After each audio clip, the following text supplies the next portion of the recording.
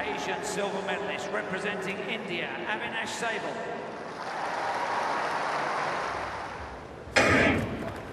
So away we go then.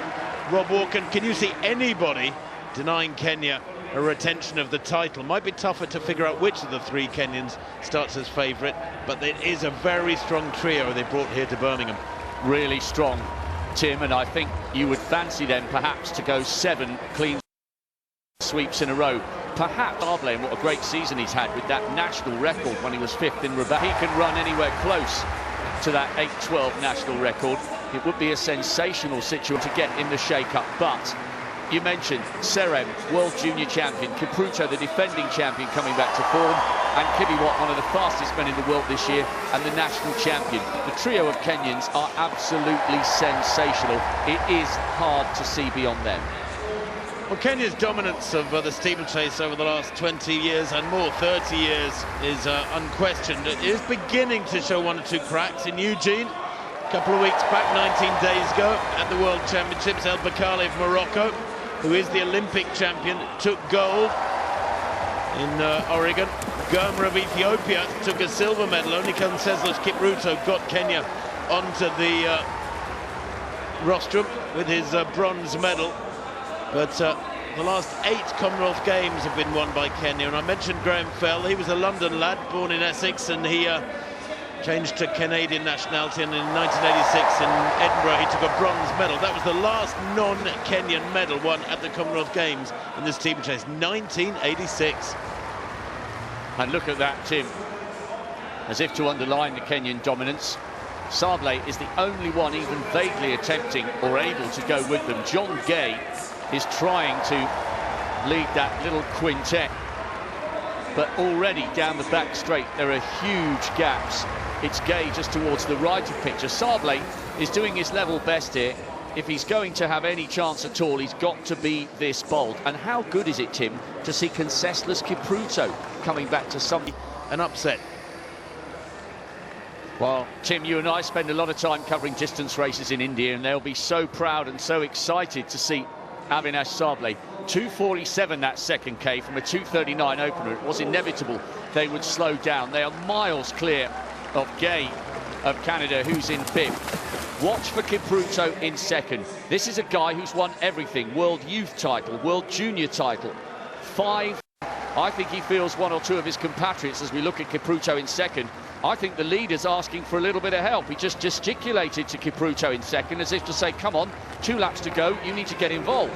Well, he's pushing on Kibiwott and actually getting a bit of a gap on Kipruto. Conseslus Kipruto is not the same runner he was 2 or 3 years ago.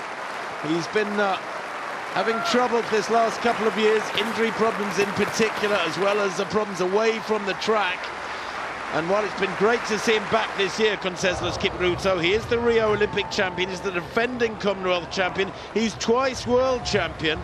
And this wonderful return from him is so good to see. But he's run 8:08 this year, and Kibiwott here is pushing on and maybe taking it into territory that Kipruto just cannot live with. And in fact, that gap is growing, Rob, very significantly. 1.5 seconds there at that water jump for the penultimate time. Kibiwott does have the advantage, and look at that. Conseslus Kipruto has been dropped. Sablé has moved up into the silver medal position. This will be generating incredible excitement back in India. He's having the race of his life.